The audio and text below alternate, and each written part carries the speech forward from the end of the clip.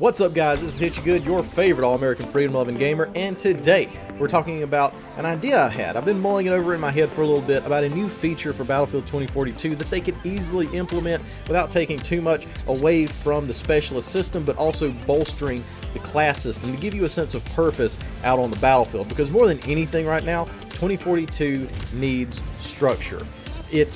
There's a lot of randomness going on, and there's a lot of things that, a lot of specialist abilities that don't have any counterplay to them, and that's just really bad for a franchise. This is not what we signed up for when we bought another Battlefield game, but look, I'm really excited about the Battlefield 3.2 update that's coming up that brings the class system back. Why they left that out, I have no idea, but the incompetence runs rampant at EA DICE. You know, they put out a new game, and they say that they learned their mistakes from the old one, and then they just proceed to make new mistakes that are even more disastrous, more egregious, more awful every single time. But maybe they're starting to learn, and you know, we can't expect too much anymore. So I'm excited to see update 3.2, and don't forget, if you want to support your favorite all-American freedom-loving gamer, please click the subscribe button below. That was a good move. And then comment letting me know that you did, so I can personally thank you. And also, don't forget to follow me on Twitter, as well as I'll be posting all my videos there as well. But now, on to the show. So, like we said before, each class is going to be restricting your operator selection to match the purpose of said class. For instance, McKay is going to be an assault, Casper is going to be recon, Boris engineer, and I think Falk is going to be in the support class. And I'm really looking forward to, you know, some of these restrictions to give us just a little more purpose and structure out on the battlefield. So some of these class specialist systems kind of reminds me a little bit of the field upgrade system from Battlefield 4, which worked pretty well even though it wasn't that powerful, and that's a good thing. If you did max them out, they were definitely some worthwhile rewards worth chasing, but nothing that was really OP or game breaking at all. In that system, as long as you work with your team, such as reviving your squad mates, taking points together, obeying orders from your squad leader, you would get these field upgrades, and you got to choose in your loadout. So for those who haven't seen this before, or maybe you didn't play Battlefield 3 or 4, for instance, the Assault class. If you were running Assault class, you could run either the Combat Medic or the Grenadier tier of field grenades. I think along with a couple generic ones that could, you know, you could run with anything. But you choose those in your loadout, and you could run the Combat Medic, Grenadier, and as you work through the tiers by helping your squad out, you would unlock things like longer sprint times, extra grenades, more protection from explosions. Some of them had it where you could, you know, lay down more mines, lay down more claymores, stuff like that. And one of my favorites was maxing out the Combat Medic upgrades and be able to revive someone to full health just by rubbing the paddles together for like 1.5 seconds. You just tap them together, bam, they're full health. But that didn't last forever because, you know, if your squad was wiped, you started those perks all over again. And if you had a good squad, you could regain those again. But this really did encourage squad play and kind of gave a little bit more of a story to what you were doing. If you're taking a point, like that's in your interest to take that point together. Things were more structured, and you had a vested interest in keeping your squad mates alive in order to keep leveling up your field upgrades.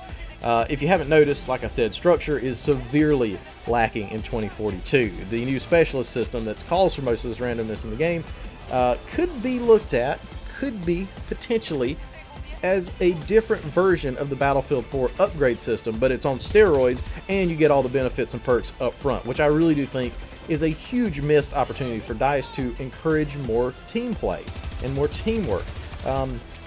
Already as it is, we really have no control over who we squad up with, and no big incentives to play with our squad.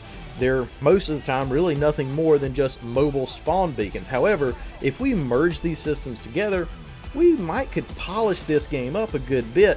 So for instance, let's say we add a few weaker bonuses to McKay. If we're having, you know, 3 tiers in one of these upgrade systems, he can already move faster, and he's got the grappling hook as it is. So let's just say a 10% longer sprint duration for the first tier. His nimble perk could, you know, come in at the second tier, which makes it where you can move faster while you're aiming down sights, so not too overpowered. But then if you're really working together with your squad and you guys are staying alive, reviving each other, and you don't get squad wiped long enough to max it out, you get his grappling hook for as long as you don't get squad wiped.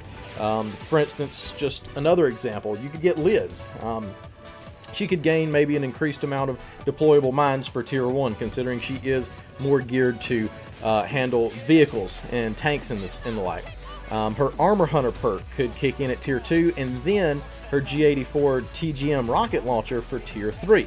So not only does this increase squad play, it would also tamp down on the randomness of the game, which randomness is not good when you're, wanting to come in here and get better at it. We don't want to die randomly. We want counterplay, because it really does suck when you've cleared off a rooftop just to have a McKay pop up behind you in the spot that you've already cleared, and you know that there's not a ladder leading up to this, there's no boxes or somebody for someone to be able to climb up onto, and all of a sudden he basically just spawns behind you and shoots you in the back because he was able to get up top, unlike anyone else. Likewise, if you're in a tank and you're getting hit by a rocket that you can't even shoot back at, that's not really that fun. There needs to be some kind of counterplay, but there's not to these game mechanics, which in past Battlefield titles there was. There's almost always a counterplay to a certain playstyle or a certain gadget. And if you merge these two systems together, you're minimizing the overpowered mistakes that DICE rolled out with some of these specialists, and at the same time, you're encouraging squad play and teamwork as well. Of course, this is something that would have to be implemented to kind of see how it would work, because in essence, these would be very, very strong field upgrades.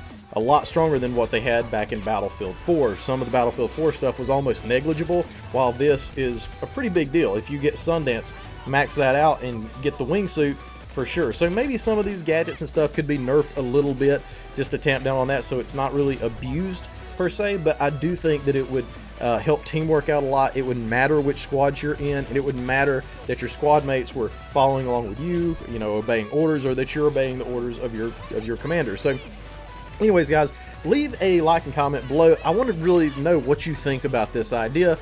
Is it worth floating out a little harder on the Twitter or whatever? But yeah, let me know, what you think below, and if you're excited for the 3.2 update, which we're going to be putting out a review on that. Try to do it the day or the day after that it comes out. Anyways, guys, y'all have a blessed day. Hit you good out.